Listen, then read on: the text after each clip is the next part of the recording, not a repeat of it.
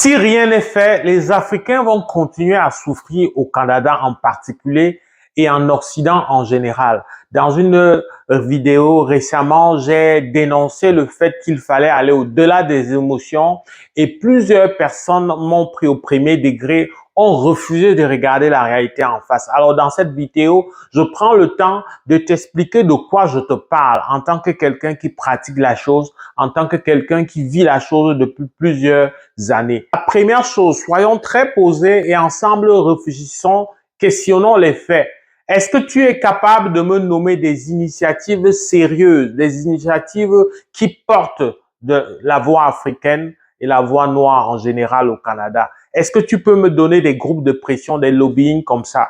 Alors, je te fais remarquer que malheureusement, pour plusieurs Africains, lorsqu'ils décident de venir au Canada, c'est pour améliorer leur quotidien personnel. Ils n'ont aucune vision qui se rattache pour beaucoup, malheureusement. Là, je parle des faits. Je parle pas de la petite minorité qui revient en Afrique et essaye de booster l'économie du mieux qu'il peut, mais je parle de la grande majorité qui, lorsqu'ils décident de quitter, c'est comme si ils fuyaient vraiment la mort. Et donc, lorsque pour plusieurs, tu leur parles de leur pays, ils disent que c'est votre affaire là-bas, ça ne les concerne pas. Donc, on est dans un état d'esprit où une grande majorité viennent parce qu'ils veulent un mieux-être pour leur quotidien, ils veulent un mieux-être pour eux-mêmes et dans une certaine mesure pour leur famille. Lorsqu'il y a une initiative qui se veut collective, qui va au-delà des intérêts personnels, qui essaye de ratisser large, d'avoir des causes plus nobles, alors tu vas voir plusieurs aux abonnés absents. La plupart des initiatives ici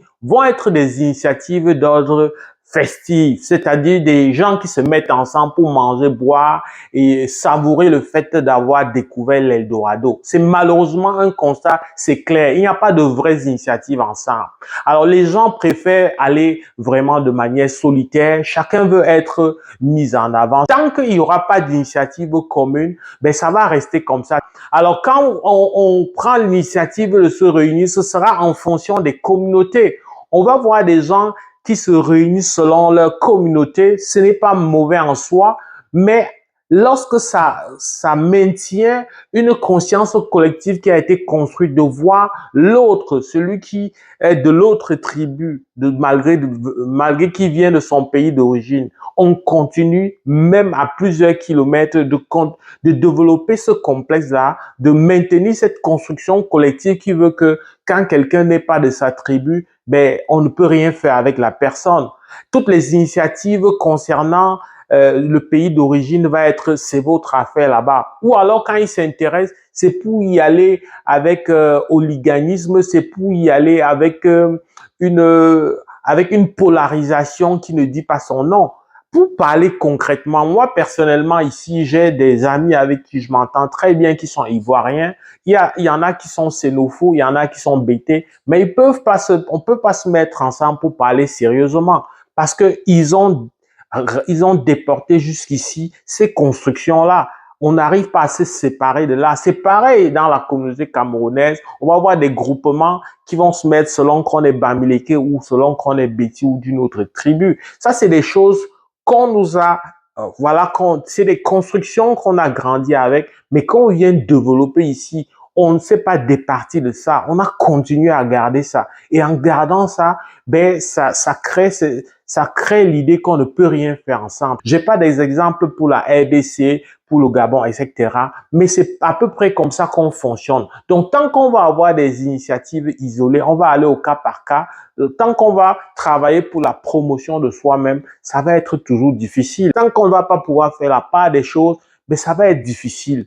Qu'est-ce que nous, en tant que personnes adultes, en tant que personnes qui traînons ce difficile passé ou même présent politique, économique dans nos pays, qu'est-ce que nous faisons pour bouger au-delà des émotions pour des cas qui vont arriver, des tragédies qui vont arriver comme celle de la petite Alessandra? Ça, c'est ça le questionnement que j'essaye de poser dans la plupart de mes vidéos. Je me positionne toujours comme quelqu'un qui veut qu'ensemble, quelqu'un qui veut que l'immigration soit un outil de développement pour nos pays, parce que plusieurs pays ont fait comme ça, plusieurs pays ont utilisé le levier de l'immigration de la diaspora pour offrir des infrastructures, pour offrir une issue et sauver plusieurs vies dans leur pays d'origine. C'est de ça qu'il est question. Lorsqu'on va finir d'être ému et tout ça, on va revenir à notre quotidien habituel. En tout cas, il est question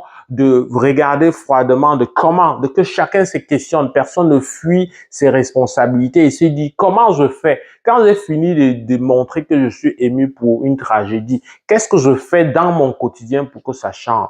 Quelles sont les actions que je fais qui ne visent pas seulement à voir mon nombril, à voir mon intérêt personnel? Est-ce que je pense collectif?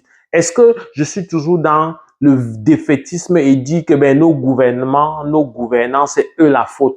Alors, c'est une paresse intellectuelle parce que lorsqu'on questionne l'histoire des pays, y compris ce Québec, ce Canada, on va voir que les mêmes tares qu'on a connus dans nos pays, c'est-à-dire la prévarication des biens publics, la démocratie chancelante, toutes ces libertés qui se sont arrachées ici au fil des années. On a connu la révolution 60 ici, en Europe aussi. Ici même, au Canada et au Québec, la violence, l'éducation par la violence a existé. Ici même, la femme n'avait pas le droit d'ouvrir un compte bancaire.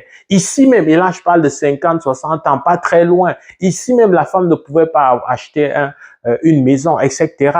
Donc, c'est des luttes.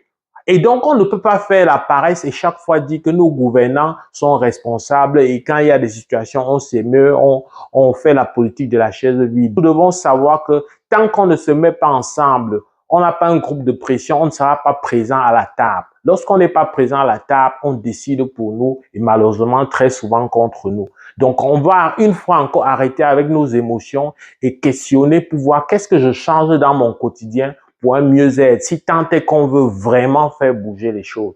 J'espère que cette vidéo t'a plu et t'a aidé. Si c'est le cas, like, partage, fais savoir au plus grand nombre. Avec beaucoup de plaisir, on va se retrouver dans le cadre d'une prochaine vidéo. Porte-toi bien. Boula!